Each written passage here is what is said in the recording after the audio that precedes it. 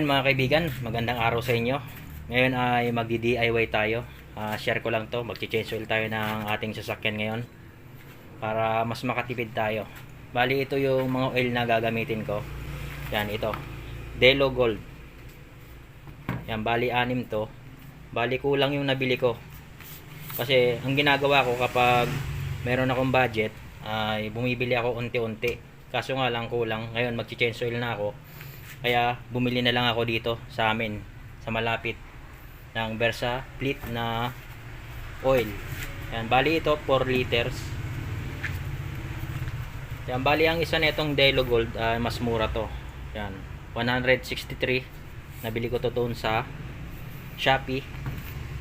Yan, ito nabili ko to dito sa amin sa may gasolinahan ng 750.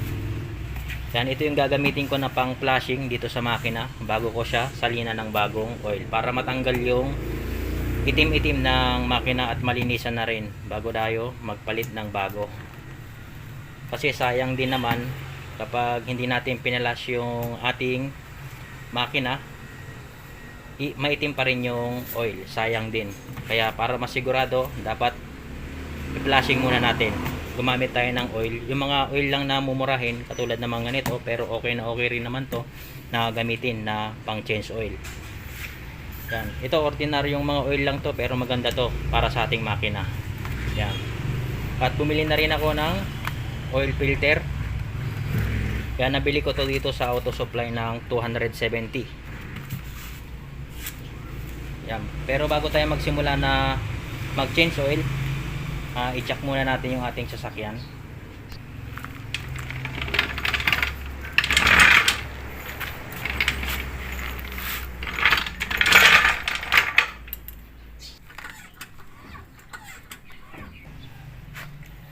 Ayan, pagkatapos nyan mga kaibigan, lagyan natin ng jack stand para safety tayo.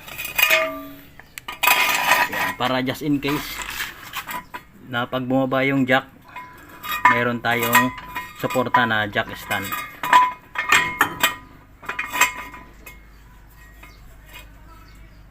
Okay na ilagay ko na yung jack.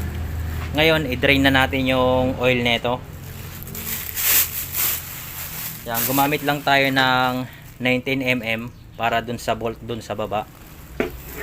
At gumamit tayo ng lalagyan para hindi matapon yung oil.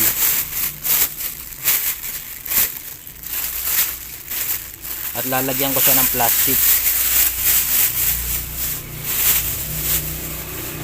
Yan. Yan, para dito sa plastic pumunta yung oil. Hindi na ito malagyan ng oil, itong lalagyan.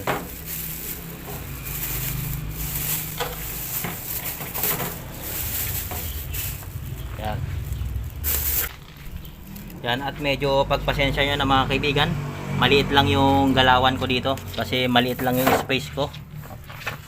Yan, punta lang tayo dito sa ilalim. At ito si Potato. Yan, nanonood sa atin.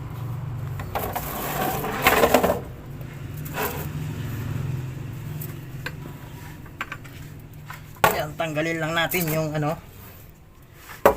yung bolt dito. Yan. Yan, luwagan lang natin. At tanggalin natin yung lumang oil. Saka natin ilagay yung binili natin na 4 liters na langis. Ayun yung gagamitin natin na pang flashing na pang samantala para malinisan lang yung loob ng makina. Matanggal yung lumang mga oil. Kasi marumi na yon. Para sure na malinis yung loob ng makina natin bago natin salinan ng bagong langis. Yan, itong gagawin natin mga kaibigan ay DIY lang para mas makatipid tayo. Kasi mahal din yung labor sa pagpapa-change oil. Yan. Tipid, laking tipid na rin yun. Yung tayo na lang ang gagawa.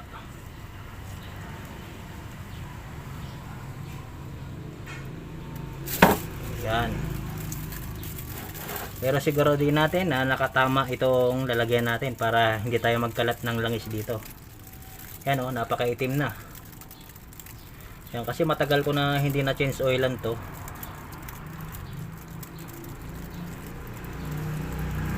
Yan, hayaan lang muna natin na tumulo dyan yung langis.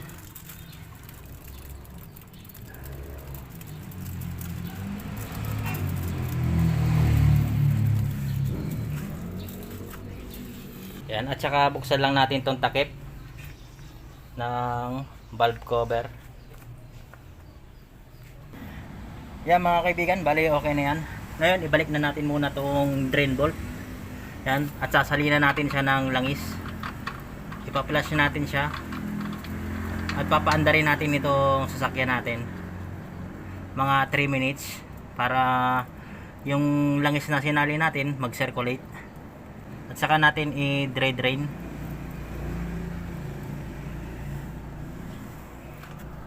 Yan, bali higpitan ko lang.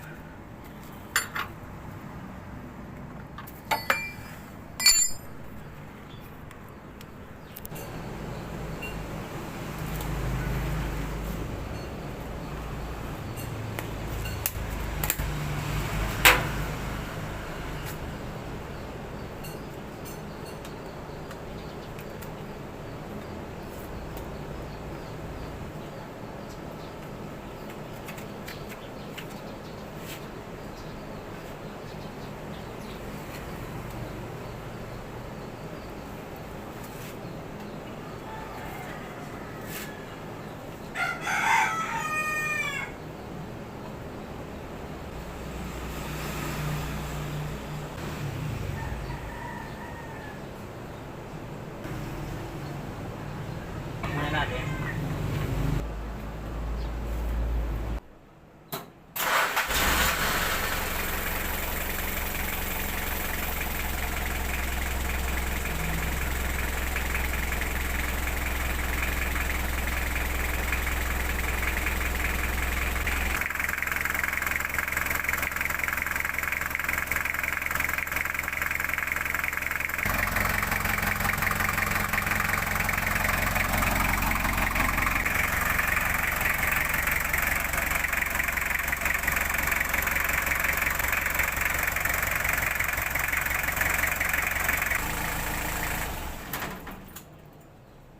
Yan, okay na yan. Yan, mga 5 minutes siguro yon. Yan, oh. Medyo mainit na yung makina.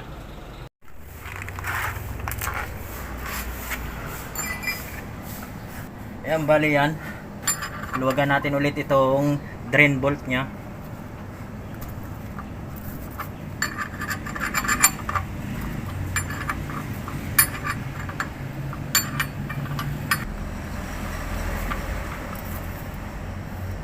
Yun, oh, napakaitim pa. Yan, napakaitim pa ng langis niya. Yan, kapag hindi na i-flush yan, bali wala rin ano yung i-change oil mo kapag hindi ka nag-flushing. Gumamit lang tayo ng mga mumurahin na oil. Yan. Ayan, bali yan mga kaibigan, okay na. Ibalik na natin itong drain bolt. Tapos tanggalin natin yung oil filter nya. Ayan, bali higpitan lang natin.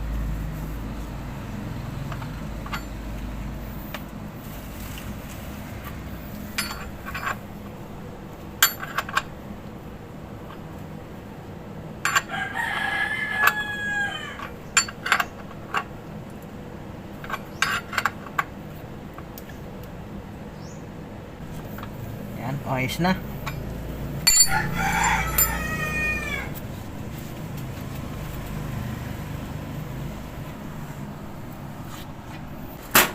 Dito naman tayo.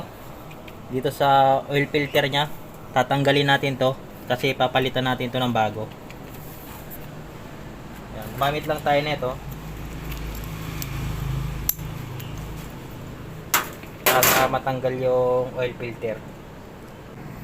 Yan, bali pakagat lang natin. Yan, sa kaluwagan natin. Yan. Ikutin lang natin. Yan, bali okay na yan, maluwag na. Yan. Ngayon,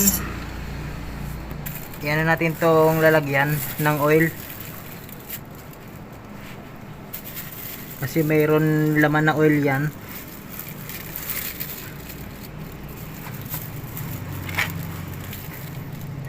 Yan.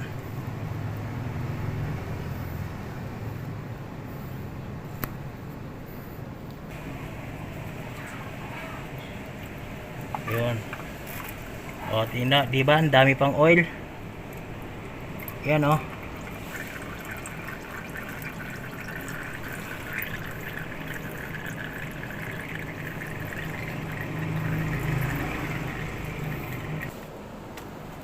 Yan, bali ito yung bago natin na oil filter.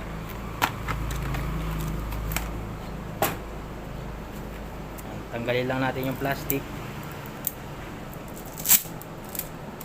Yan. Yan, bago natin ilagay ito, lagyan muna natin ng oil dito. Yan. Lagyan natin dito.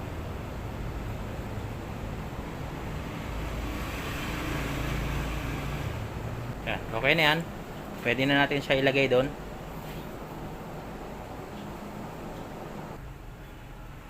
Yan, bali okay na. Na ikabit ko na yung bagong oil filter nya. Yan. Ngayon maglagay na tayo ng langis dito.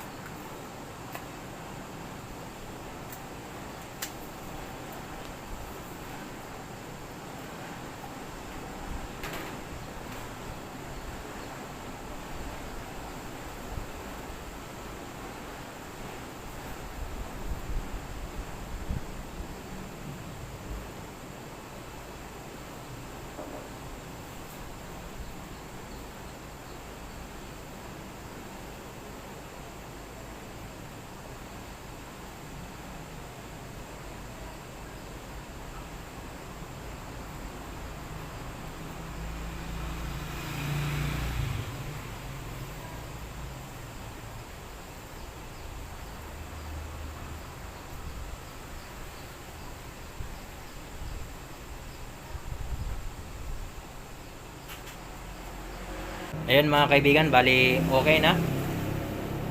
Yan. Nakaubos tayo ng 5.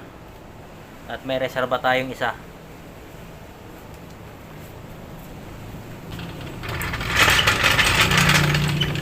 Ngayon, paandarin natin.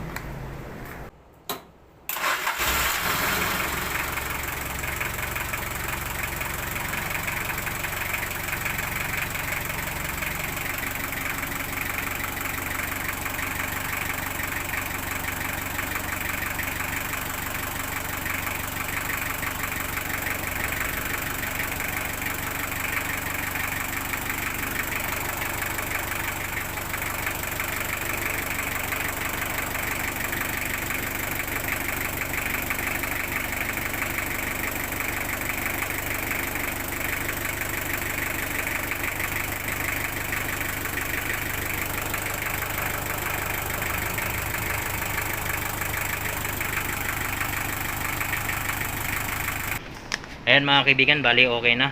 Nakapag change oil na tayo. Yan, bali ito nga pala yung mga nagastos ko. Yan, lahat-lahat. Yan, wala nang labor kasi tayo na ang gumawa. Yan, bali ang total lahat, yan, 1,998.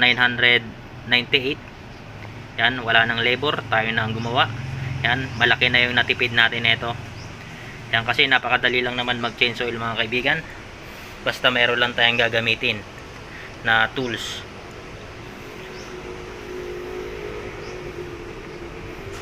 Yan, bali hanggang dito na lang mga kaibigan. Sana nagkaroon kayo ng idea sa video ito. Hanggang sa muli, God bless and ride safe.